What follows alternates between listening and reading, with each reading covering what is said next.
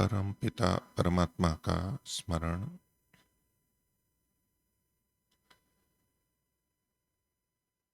भावना। हे करुणामय,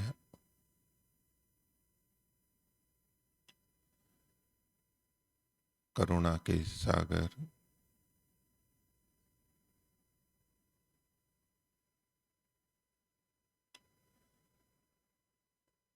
सबको सहन करने वाले परमेश्वर,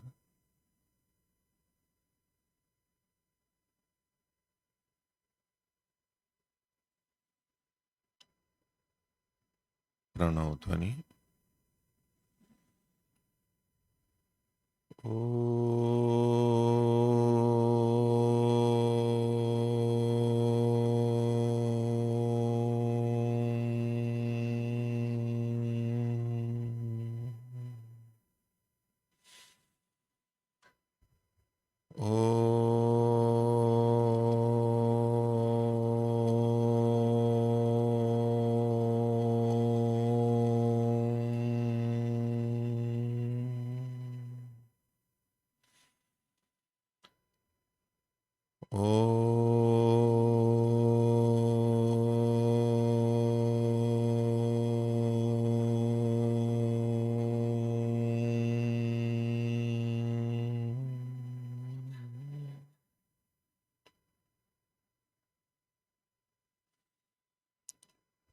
धर्म प्रेमी सज्जनों,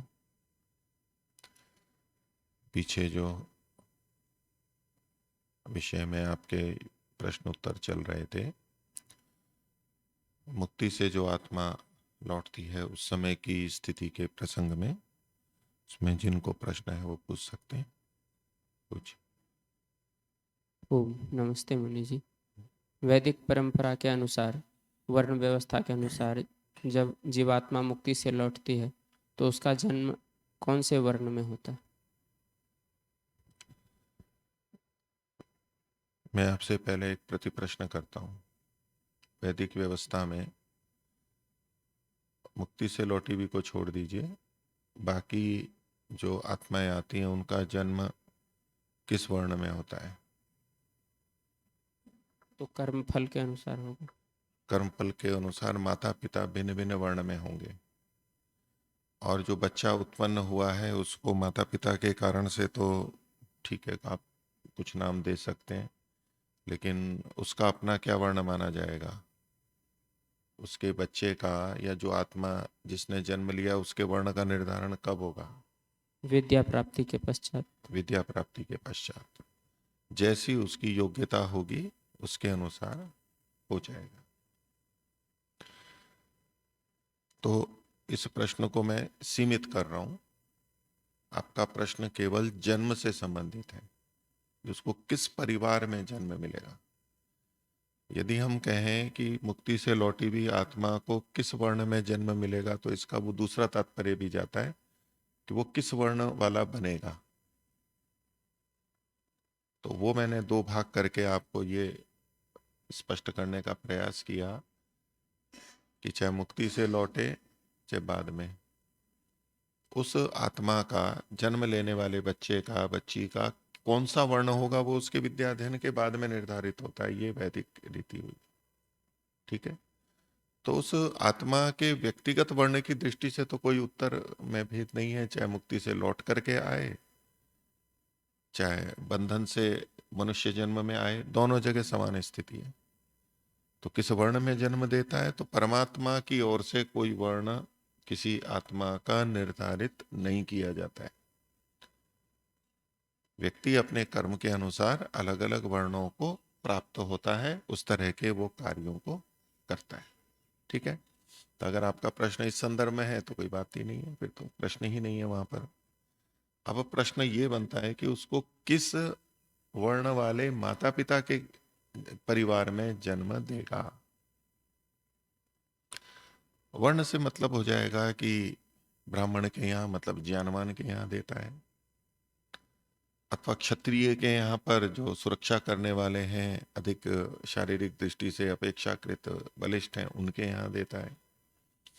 अथवा वैश्यों के यहाँ जहां की अपेक्षाकृत अधिक धन संपत्ति होती है वहां देता है, अथवा शूद्र के यहाँ पर जहाँ सेवा अधिक है, शरीर की का बल अधिक है लेकिन बुद्धि बल कम है, वहां देता है।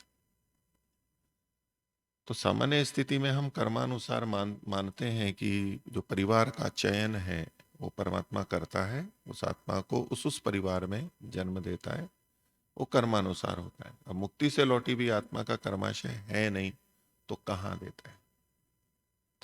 इस प्रश्न को मैं और व्यापक कर दूं, सबका समाधान एक ही निकलेगा कि उसको किस देश में जन्म देता है, भारत में जन्म देता है या दूसरे में जन्म देता है, इस पृथ्वी पे जन्म देता है या उस पृथ्वी पे जन्म देता है, उसका रंग गोरा रखता है या काला रखता है, उसकी लंबाई चौड़ाई कम रखता है या अधिक रखता है, ठीक है, उसका जन्म शाकाहारी परिवार में होता है या मांसाहारी परिवार में होता है, वैदिक धर्मी में होता है या अवैदिक धर्मी में होता है। आप इस प्रश्न को बहुत व्यापक कर सकते हैं। आस्तिकों के घर में होता है या नास्तिकों के घर में होता है, ये केवल माता पिता या वर्ण तक सीमित नहीं रहेगा। ये प्रश्न तो बड़ा व्यापक है कि बाकी स्थितियों में हम इन सब को कर्म के साथ में जोड़ करके कह देते हैं, कर्म के साथ में जोड़ के कह देते हैं कि जैसे कर्म वैसे परिवार में वो जन्म ले लेता है, कर्मानुसार ले लेता है। यहां कर्म नहीं है तो ये समस्या है, प्रश्न है वहां पर। और कर्म के अनुसार परमात्मा जब जन्म देता है तो वो न्याय संगत माना जाता है, परमात्मा न्यायकारी है इसलिए वो हमें संगत लगता है। यहां अगर हम भेद माने कि कहीं भी दे देता है तो ईश्वर के न्यायकारी होने पे प्रश्न खड़ा हो जाता है कि वो फिर न्यायकारी कैसे होगा। तो कुछ चर्चा मैंने पीछे की, इसको आप मुक्ति से लौटी हुई आत्मा पर भी हम घटाएंगे, लेकिन मैं एक सामान्य जो अभी बंधन में आती है उसको भी परिप्रेक्ष्य में लेकर के बोलता हूं कि परमात्मा ने जिस परिवार में जन्म दिया वो कर्मानुसार दिया, तो क्या उसका ये अर्थ माना जाए कि यदि आस्तिक के परिवार में जन्म दिया तो वो आत्मा पीछे से आस्तिक रही होगी, या नास्तिक के जन्म घर में दिया जाए तो वो आत्मा नास्तिक रही होगी? क्या हम ऐसा माने? वैदिक धर्मी के घर में जन्म दिया है तो वो आत्मा पिछले जन्म में भी वैदिक धर्मी रही होगी। अन्य मत संप्रदाय वालों के परिवारों में जन्म हुआ है तो वो आत्मा पहले वैसी रही होगी। उसके साथ में जब हम कर्म के साथ में संबंध जोड़ते हैं तो उस वासना रूप संस्कार के साथ भी उसके संबंध जुड़ता है। तो वो कैसे करता है परमात्मा? हम उदाहरण ले लें, मान लो महर्षि दयानंद का उदाहरण ले लें। वो इतने बड़े आस्तिक शुद्ध स्थिति वाले, और हम यूं कहेंगे कि उनके पिछले जन्म के बहुत अच्छे संस्कार थे। उनका जन्म पौराणिक परिवार में हुआ, वैदिक थे, वो यजुर्वेदी ब्राह्मण थे, लेकिन मूर्ति पूजक थे और बहुत सारे जो भी परंपरागत दोष थे वो उनमें उस परिवार में भी थे, जिससे कि वो ऊपर निकले। तो किसी ऐसे परिवार में जन्म दे जहाँ की पहले से आस्तिकी हों और ईश्वर के निराकार शुद्ध स्वरूप को ही मानते हों? नहीं। स्वामी सत्यपति जी का जन्म किस परिवार में हुआ? हम कहें कि वो थोड़ी सी आयु में ही इतने शीघ्र वैराग्य की तरफ आ गए और इतना अध्ययन किया और इतने विवेक को प्राप्त हुए, तो सामान्य हम स्थिति देखेंगे तो कोई विशेष संस्कारी बच्चा ही होगा, विशेष संस्कारी आत्मा ही थी। वो किस परिवार में? वो मुस्लिम परिवार में जन्म हुआ जहाँ की पठन पाठन भी नहीं है, वो हुआ। उनको अक्षर ज्ञान तक की स्थिति नहीं थी। 18-19 वर्ष तक वो एक ग्वाले की तरह से पशुओं को चराते थे। तो जो हमें प्रत्यक्ष उदाहरण देते हैं, और ये तो मैंने 2 उदाहरण दिए जो हमारे निकट के हैं, ऐसे बहुत सारे उदाहरण हम देख सकते हैं। आस्तिक लोगों के घर में, वैदिक धर्मियों के घर में भी वो बच्चे होते हैं जो आगे जाके नास्तिक होते हैं, ईश्वर को नहीं मानते। ब्राह्मण के घर में भी कोई भी होता है, किसी भी वर्ण में जा सकता है। क्षत्रिय के वर्ण का बच्चा भी कहीं भी जा सकता है। तो कर्मानुसार जो वर्ण मिलता है, माता पिता वाला ये स्थान मिलते हैं, वो कर्मानुसार मानते हुए भी उसमें हम एकदम 100% नहीं जोड़ पाते, नहीं जोड़ सकते कि इतना कर्म था इसीलिए यहां पर ऐसा ऐसा हुआ। ये हम नहीं कर सकते, वो संगत नहीं लगता है। कर्म जैसे थे अच्छे, लेकिन अब उपलब्धता कहां पर है, उसमें उसके अनुसार चयन हो करेगा परमात्मा। जो आत्मा जन्म ले रहा है उसके जैसे कर्म हैं वैसे ही माता पिता मिल जाए, इसकी कोई आवश्यकता अनिवार्यता नहीं है। सब कुछ उसके कर्मानुसार ही परिवार में सब चीजें हों, इष्ट मित्र, भाई बहन, चाचा ताऊ मामा आदि जो परिवार है, कुटुंब है, वो भी वैसा ही, वो बिल्कुल कर्मानुसार मिला हो, ये नहीं कहा जा सकता। ईश्वर की विवशता है, वो स्थितियां ऐसी होती ही नहीं है, इसलिए ऐसा नहीं हो सकता, ऐसा हो ही नहीं सकता है पूरा पूरा।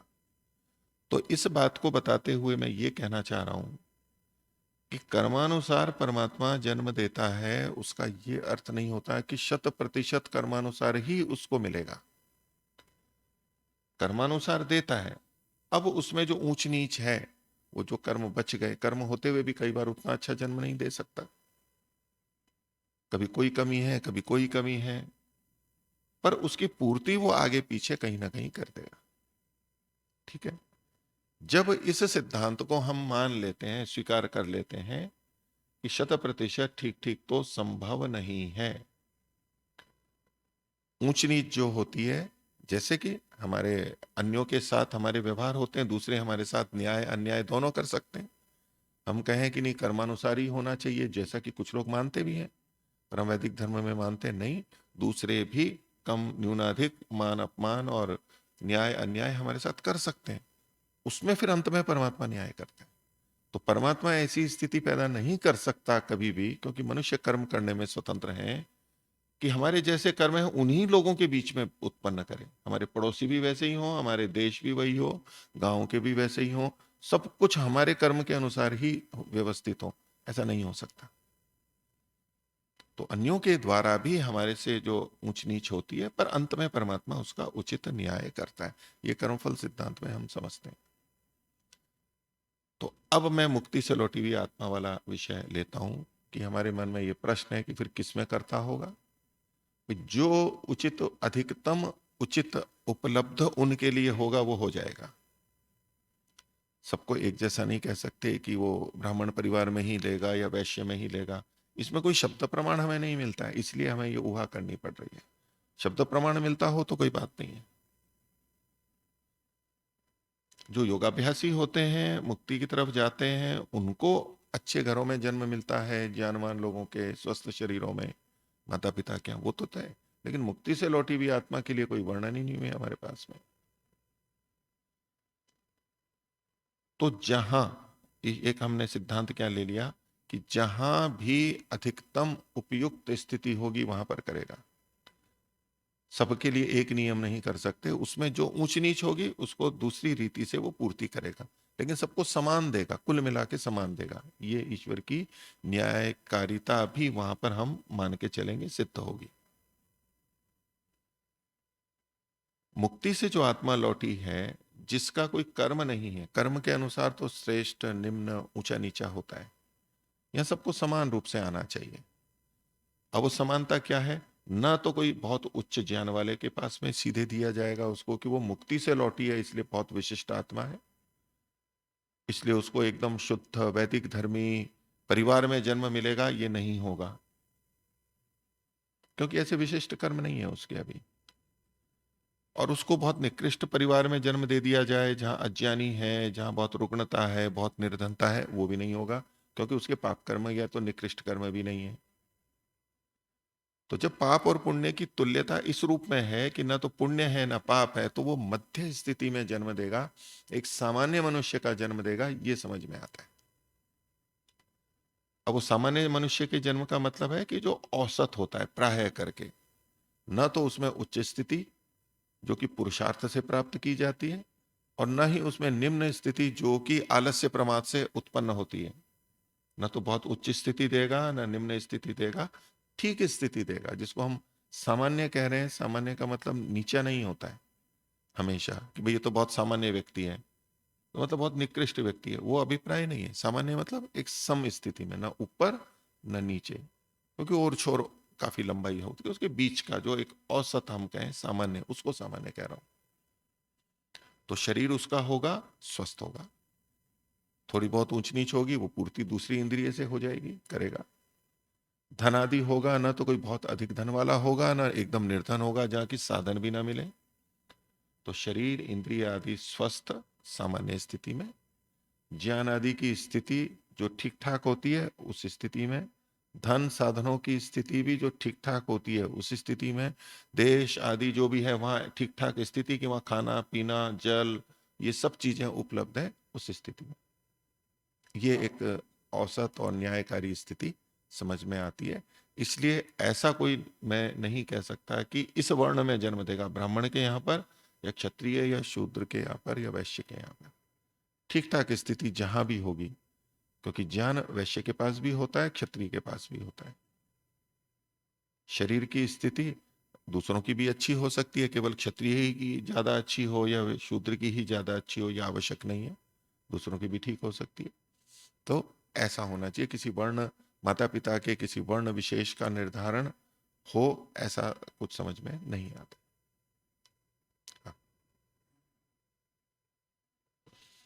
ओम नमस्ते मुनि जी।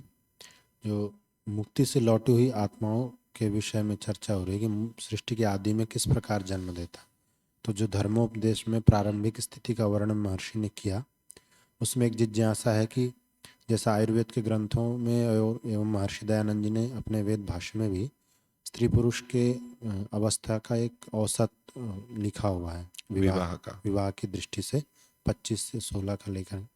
तो सृष्टि के आदि में वो व्यवस्था किस प्रकार होगी? क्या ऐसा मानना उचित हो सकता है कि पुरुष के भ्रूण को भूगर्भ में डालने के 8-9 वर्ष बाद स्त्री के भ्रूणों को गर्भ में डालेगा, जिससे कि जब उनका जन्म होगा तो उनकी अवस्था समान होगी और 5 वर्ष बाद फिर वो उसके लिए समर्थ हो? माना जा सकता है। इसमें दो बातें दो तरह से हम कहते हैं। इनका प्रश्न इस रूप में है कि हमारे यहाँ विवाह की आयु का भेद लिखा हुआ है, स्त्री पुरुष की आयु समान नहीं होती है। तो जब ये कहते हैं कि सृष्टि के प्रारंभ में स्त्री पुरुष युवा या तो समर्थ उत्पन्न हुए, तो उनकी उत्पत्ति फिर वो तो समान आयु के हो गए, तो समान आयु का ही फिर विवाह हुआ होगा। और नहीं तो जो बड़ी आयु की महिलाएं होंगी यानी बराबर वाली, उनसे विवाह नहीं होगा, छोटियों से विवाह होगा। तो वहां आयु का निर्धारण कैसे होता है, ये एक इनका प्रश्न है।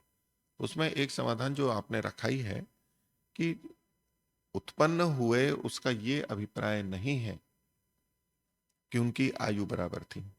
जैसे शिशु जन्म लेता है, कोई 8 महीने का भी जन्म लेता है, कोई 9 महीने का लेता है, कोई 10 महीने का लेता है, अंतर होता है ना उसमें गर्भावस्था में कितना विकसित हुआ। तो जब यहाँ समर्थ या युवा स्त्री पुरुष उत्पन्न किए जा रहे हैं, तो वो समान आयु के थे, ये नहीं कथन है। उत्पत्ति अर्थात भूमि से जो उत्पत्ति है वो समान काल होते हुए भी उनकी जो आयु है उसमें भेद हो सकता है, होना चाहिए। वो भेद कैसे आएगा? तो जो आपने उत्तर दिया कि जो उनका निर्माण प्रक्रिया थी पृथ्वी में, उसमें पुरुषों की पहले होगी, स्त्रियों की बाद में होगी। तो जितने वर्ष का अंतर उनको रखना है उतना अंतर रख करके उनकी प्रक्रिया प्रारंभ होगी। अब जन्म भले ही उत्पत्ति एक ही काल में हो रही है, लेकिन उनकी आयु भिन्न भिन्न होगी। ऐसे ईश्वरीय व्यवस्था हो सकती है। नहीं तो ईश्वर पे ही दोष आएगा कि जब आयु के भेद का उल्लेख है या करना चाहिए तो फिर उन्होंने सृष्टि के प्रारंभ में समान आयु वाले क्यों पैदा किए? तो आयु का भेद होगा, एक बात है। दूसरा है कि हम ये माने कि सृष्टि के प्रारंभ में जो उत्पन्न हुए वो कोई एक घंटा एक क्षण सब एक साथ हो गए, ऐसा ना माना जाए। वो एक प्रक्रिया होती है थोड़ी, मान लो कुछ वर्षों की। तो हो सकता है पहले पुरुष उत्पन्न हो गए हों किसी स्थान पर, फिर वहां स्त्रियां भी उत्पन्न हुई, उनके काल में भेद भी हो सकता है। वो कोई एक ही दिन में सारे के सारे निकल के आ गए, एकदम ऐसा नहीं, उसमें भिन्नता हो सकती है प्राकृतिक दृष्टि से, ईश्वर के द्वारा भी की जा सकती है। तो ये भी एक दूसरा हो सकता है, लेकिन उनमें भेद होना चाहिए, ये युक्ति संगत है। अगला प्रश्न पूछिए। ओम नमस्ते मुनि जी। मेरा प्रश्न यह है कि हम अभिवादन या कोई दूर धन्यवाद, रखिए, माइक थोड़ा दूर रख के बोलिए। ओम, बोलिए। जैसे हम किसी को नमस्ते करते या अभिवादन करते धन्यवाद करते तो ओम शब्द का प्रयोग करते हैं, किसी को बुलाते समय भी, तो क्या ओम बोलने से वो ईश्वर का अपमान माना जाएगा? ऐसा कुछ लोगों का मानना है कि अपमान होता है। तो उसलिए एक मैसेज भी मैंने ऐसा पढ़ा कि हम जैसे प्रधानमंत्री का नाम ऐसे सामान्य रूप से नहीं ले सकते, तो ऐसे लेने से बोलते कि आलू दो मोदी, ऐसा बोलेंगे तो उसका अपमान माना जाएगा। तो ऐसे ही ईश्वर का अपमान माना जाता है, ऐसा प्रश्न है। ओम। इन्होंने बहुत दिन पहले ये प्रश्न मेरे को भेजा था, तो कि ओम शब्द का प्रयोग जैसा इन्होंने बोला है और इन्होंने जो मेरे को भेजा था, मैं उसको थोड़ा सा आपके सामने पूरा भी बोल देता हूँ। तो आपके प्रश्न का पहला उत्तर तो ये है कि ओम शब्द का जब हम प्रयोग करते हैं अभिवादन के साथ या तो वैसे भी, तो उससे ईश्वर का अपमान होता है, ऐसा तो कोई बात नहीं है। बोलने वाले के मन में ईश्वर का अपमान करने का तो कोई भाव ही नहीं है। वो तो बल्कि कि भाई ओम शब्द हम बोल रहे हैं तो इस बहाने ईश्वर का स्मरण हो रहा है या अच्छे शब्द का प्रयोग कर रहे हैं, तो ईश्वर के अपमान की तो कोई इसमें बात नहीं होनी चाहिए। ठीक है, इसमें अपमान ईश्वर का कैसे होगा? तो उसमें जो आपने एक उनके कथन के अनुसार बात रखी कि जैसे किसी का नाम ले लें, मैं ये पढ़ के बता देता हूँ जो इन्होंने मेरे को भेजा। इनको किसी ने कहा होगा, इनके पास वो पहुंचा है। तो इनका प्रश्न ये था कि ऐसा अभिवादन ओम नमस्ते मैं करती हूँ तो कुछ लोग कहते हैं कि इससे ईश्वर का अपमान होता है। हमारे आश्रम में तो किसी को बुलाते समय भी ओम कहकर पुकारते हैं, तो क्या सही होगा? इसके प्रमाण के लिए मुझे एक मैसेज भी भेजा है। इनको एक इससे संबंधित कोई प्रमाण भी भेजा गया कि देखिए ये अपमान होता है। तो देखिए, पहला उत्तर तो ये है, ये कोई ईश्वर के अपमान की बात नहीं है। हम इतने लोग प्रयोग करते हैं, क्या किसी के मन में ऐसा है कि हम ईश्वर का अपमान करना चाह रहे हो? वहां पर तो कोई बात ही नहीं है, अपमान का कोई विषय ही नहीं है। और इससे ईश्वर का अपमान होता हो ओम शब्द बोलने से, ऐसा भी कुछ समझ में नहीं आता है कि इससे परमात्मा का अपमान क्यों होगा। तो कैसे होगा, जो इनको प्रमाण के रूप में भेजा गया है, तो कोई ब्रह्मचारी हैं, उनको किसी ने उत्तर दिया। वो है ये कि पहला है कि किसी मनुष्य को नमस्ते करते समय साथ में ओम लिखना या बोलना व्यर्थ और ईश्वर का अपमान है। तो एक व्यर्थ भी कहा कि भाई ये व्यर्थ है, इसकी कोई सार्थकता नहीं है, नहीं बोलना चाहिए। एक ये आपत्ति है, और एक अपमान होता है ईश्वर का। दो आपत्तियां हैं इसमें। बिना प्रसंग के ईश्वर का नाम बोलने का दोष है कि वहां ईश्वर का कोई प्रसंग ही नहीं है। आपको नमस्ते करनी है, किसी को उनका नाम लेके या और कुछ कह के नमस्ते कर लीजिए, ईश्वर का प्रसंग ही नहीं है। तो बिना प्रसंग के ओम शब्द को बोला जा रहा है, ये इसमें आपत्ति है। जैसे बिना प्रसंग के प्रधानमंत्री का नाम लेना व्यर्थ और अपमानजनक है। व्यर्थ अपमानजनक जो दोष कहे, तो उसमें प्रधानमंत्री का नाम लेके ये उदाहरण दे रहे हैं। उदाहरण के लिए, यदि कोई व्यक्ति सब्जी खरीदते समय दुकानदार से कहे, एक सब्जी खरीद रहा है और दुकानदार को बोल रहा है, तो अभी प्रधानमंत्री का नाम है वो इसमें लिखा हुआ है, उसको कोई अन्यथा नहीं ले, मैं केवल पढ़ रहा हूं इसको कि कहे कि 1 किलो टमाटर देना मोदी, 2 किलो आलू देना मोदी, 250 ग्राम धनिया देना मोदी, 1 किलो गाजर देना मोदी। तो क्या यहाँ पर मोदी जी का नाम बोलना उचित है? नहीं है। तो इसको तो कोई बोलता भी नहीं है और हम भी कोई उचित नहीं मानते। ऐसे तो बोला नहीं, बल्कि व्यर्थ और प्रधानमंत्री जी का अपमान है। ये दृष्टांत दिया गया कि जैसे ये मोदी शब्द यहाँ निरर्थक है और मोदी जी का अपमान है, प्रधानमंत्री का अपमान है, ऐसे ही ओम शब्द का। अब ये वैसे उदाहरण जो है, हम कभी ऐसा बोलते हैं 1 किलो टमाटर देना ओम, 2 किलो टमाटर आलू देना ओम, ऐसा हम कोई व्यवहार करते हैं क्या? तो दृष्टांत भी वो दिया जाए जो कि हम प्रयोग करते हैं। प्रयोग प्रसंग तो था नमस्ते का, तो नमस्ते करते समय या लिखते समय हम कभी वो जो ओम बोलते हैं, तो ऐसे किसी प्रसंग में कोई नाम लें, वो उदाहरण एक बनता है। तो ये तो कोई उदाहरण वैसे है नहीं, लेकिन जो इन्होंने उदाहरण लिखा है उस दृष्टि से ठीक है कि वहाँ मोदी जी का, प्रधानमंत्री का नाम नहीं, किसी का भी नाम नहीं लेना चाहिए, कोई प्रसंग ही नहीं है। हाँ, जो देने वाला है, सब्जी देने वाला, उनका नाम बोल सकते हैं वहां पर। तो ये दृष्टांत एक अलग बात है। तो आगे कहते हैं, इसी प्रकार से नमस्ते करते समय भी, स्वामी जी नमस्ते, ओम, ओम स्वामी जी नमस्ते, ओम गुरु जी नमस्ते, पिताजी नमस्ते, ओम माता जी नमस्ते, ओम, ये जो ओम शब्द का व्यवहार पूर्व में या बाद में किया जाता है, यहां भी ईश्वर का नाम बोलना व्यर्थ और ईश्वर का अपमान है। ये पक्ष प्रस्तुति इनके सामने जो रखा गया, लिखा हुआ आया, ये एक बात हुई। तो एक तो चलिए मैं पहले पूरा पढ़ देता हूं। दूसरा बिंदु था कि दूध पीना अच्छी बात है, एक बात समझाई जा रही है, जैसे दूध पीना एक अच्छी बात है, दही खाना भी अच्छी बात है। दोनों वस्तुएं अलग अलग सेवन की जाएं तो लाभकारी हैं, परंतु दोनों को मिक्स करके इकट्ठा सेवन करना हानिकारक है। तो ओम का अलग सेवन, आगे लिखते हैं, चलो। ओम या ओम शब्द का उच्चारण सुबह शाम एकांत में बैठकर ईश्वर का ध्यान करते समय अवश्य करें, बार बार करें, बहुत अच्छी बात है, मुझे इसमें कोई आपत्ति नहीं है। परंतु मुझे या किसी अन्य व्यक्ति को नमस्ते करते समय ओम लिखना या बोलना उचित नहीं है। आशा है भविष्य में नमस्ते जी के साथ ओम शब्द का प्रयोग आप नहीं करेंगे।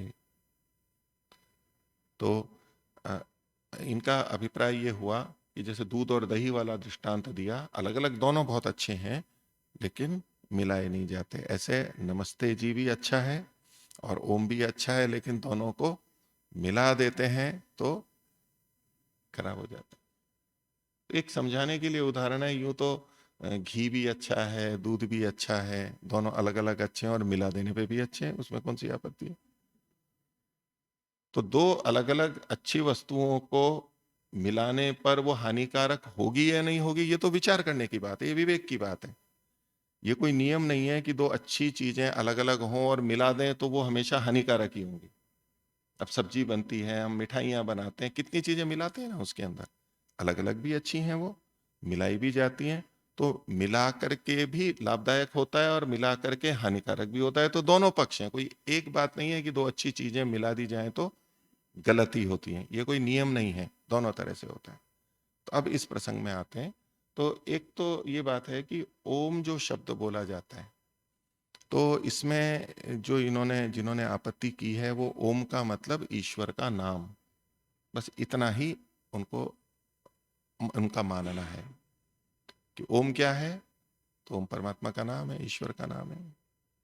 अब प्रश्न ये होता है साथ में कि क्या ओम का मतलब केवल परमात्मा का ही नाम होता है या कुछ और अर्थ भी होते हैं ओम के?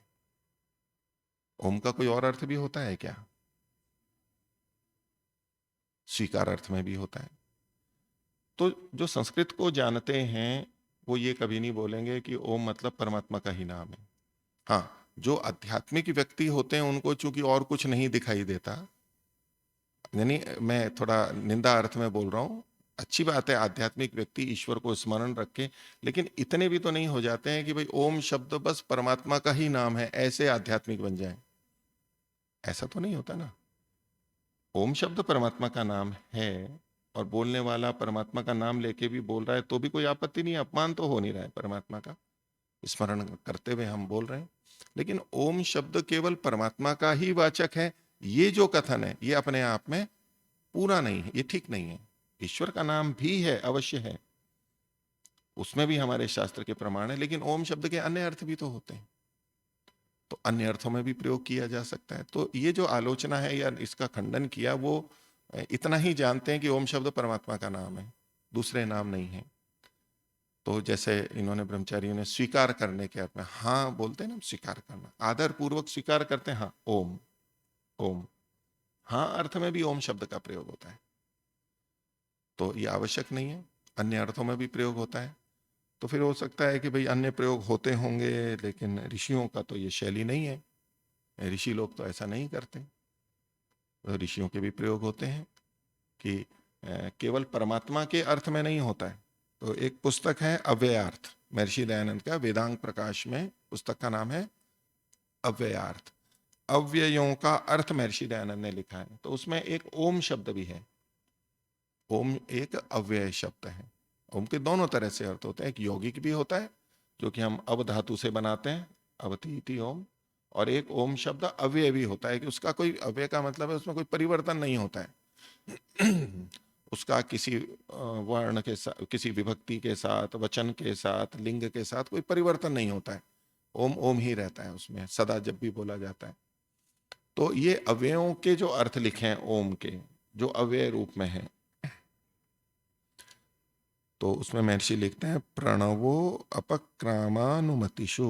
तो प्रणव, उपक्राम, नहीं उपक्रम और अनुमति, तीन अर्थ दिए हैं। तो प्रणव ये ईश्वर का नाम हो गया, उससे स्तुति की जाती है उसकी। दूसरा उपक्रम है, किसी चीज को प्रारंभ करते हैं, उस वहां भी ओम शब्द का प्रयोग होता है। अब वो ईश्वरवाचक नहीं है, प्रणववाचक नहीं है उपक्रम के लिए, प्रारंभ करने के लिए। और तीसरा अर्थ बताया अनुमति में, स्वीकार करने में। अनुमति में भी है, हाँ कहने में भी है, वो भी अनुमति होती है। हम सहमति देते हैं, हाँ आपकी बात मुझे स्वीकार्य है, वहां ओम शब्द का प्रयोग होता है। तो ओम शब्द तीन अर्थ में होता है, केवल ईश्वरवाचक नहीं है। तो ये जो निषेध किया जा रहा है वो तो केवल ईश्वर को मान करके किया गया, इसलिए वो निषेध अधूरा है। अपनी जिसकी जैसी समझ थी उन्होंने वैसा समझ लिया कि भाई ये गलत है। तो ये महर्षि दयानंद का मैंने उदाहरण दिया। महर्षि दयानंद इसके प्रमाण देते हैं प्रणवे ओम प्रणवः, प्रणव का किया ओम प्रणवः। उपक्रमे, उपक्रम का कहा ओम इत्येतत् अक्षरम उद्गीतम उपासीत। ये छांदोग्य उपनिषद का वचन है जो महर्षि ने यहाँ पर अव्यय अर्थ में दिया। ये ओम शब्द यहाँ उपक्रम अर्थ में है। और तीसरा अनुमतो ओम इदम सत्यम उक्तम अनेन। हाँ ठीक है, ओम इदम सत्यम उक्तम अनेन, हाँ इन्होंने ठीक कहा। ये अनुमति, सहमति, अनुमोदन, इसका उदाहरण दिया। तो तीन अर्थ किए और तीन उदाहरण यहां महर्षि दयानंद ने दिए हैं। और मैं आपको देता हूं, क्योंकि आध्यात्मिक व्यक्ति फिर ये तो ऋषि का वचन दिया, उसके बिना मानेंगे नहीं ना। मैं यूं कह दूं नहीं इस अर्थ में भी संस्कृत में होगा, संस्कृत में, क्योंकि आध्यात्मिक व्यक्ति तो संस्कृत वंश के सबसे ऊपर उड़ जाता है, वो फिर प्रमाण नहीं मानता है। बीज का वपन जो होता है ना, वो विकृत हो जाता है। अगर भूमि ठीक नहीं हो ना, मलिन चेतसी न उपदेश बीज प्ररोहा, मलिन चित्त में उपदेश बीज का या तो प्ररोह नहीं होगा, और होता है तो विकृत उग करके आ जाता है। पौधा जो उगता है तो वो विकृत उग के आ जाता है, इसलिए वो स्वीकार नहीं करते। तो उनको, उनके लिए, उनकी संतुष्टि के लिए उत्तर है। एक तो मैंने महर्षि दयानंद का उदाहरण दिया। महर्षि दयानंद को लौकिक संस्कृत वाला नहीं कह सकते, संस्कृत भी जानते थे और आध्यात्मिक भी थे। अब चलो और प्राचीन उदाहरण दें। योग दर्शन तो मानेंगे आध्यात्मिक व्यक्ति, तो योग दर्शन के चौथे पाद में 33वां सूत्र है, क्षण प्रतियोगी परिणाम अपरांत निर्ग्राह्य क्रमः। क्रम का एक प्रसंग है। उसके व्यास भाष्य में एक प्रसंग आता है कि मैं पहले हिंदी में बता देता हूं, फिर संस्कृत शब्द भी पढ़ दूंगा, कि जिस जिसका जन्म होता है वो मरता है या नहीं मरता है। एक प्रसंग आया कि एक उत्तर होता है एकांत वचनीय, कि हम एक तरफ हाँ या ना कह सकते हैं, और एक होता है विभज्य वचनीय।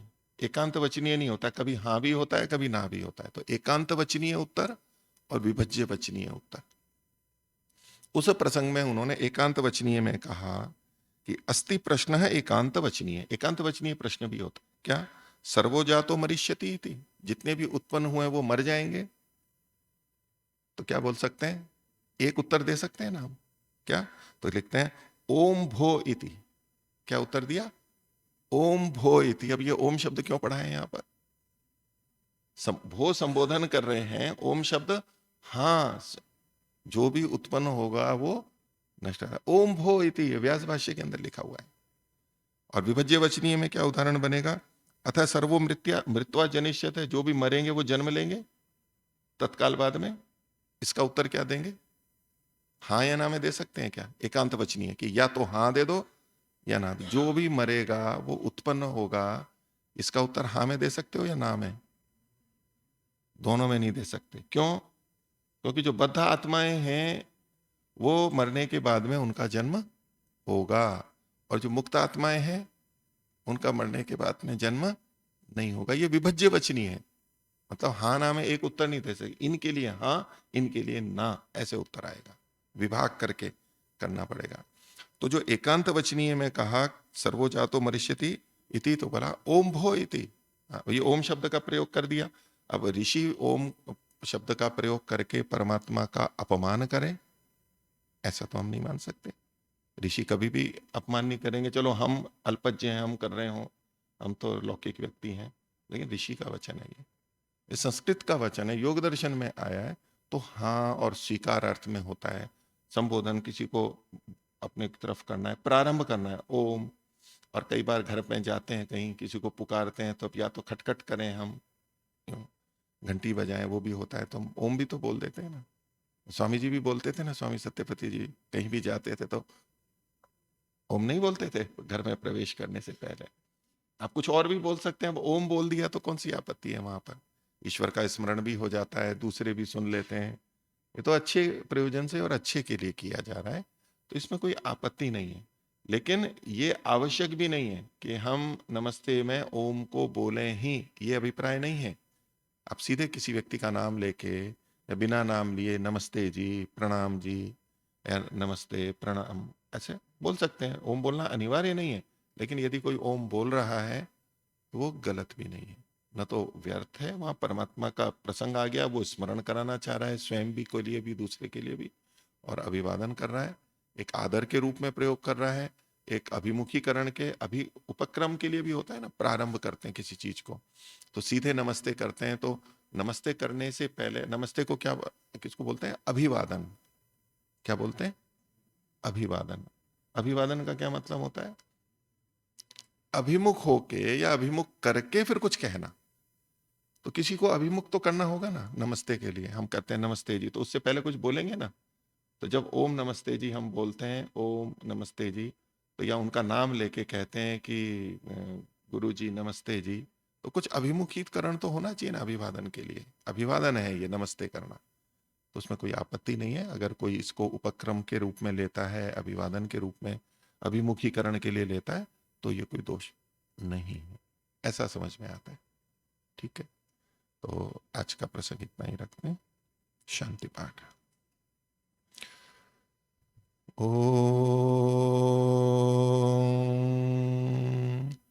द्यौः शान्तिरन्तरिक्षं शान्तिः पृथिवी शान्तिराप शान्तिरोषधयः शान्तिः वनस्पतयः शान्तिर्विश्वे देवाः शान्तिर्ब्रह्म शान्तिः सर्वं शान्तिः शान्तिरेव शान्तिः सामा शान्तिरेधि। ॐ शान्तिः शान्तिः शान्तिः। सर्वेभ्यो नमः। सभी को सादर अभिवादन।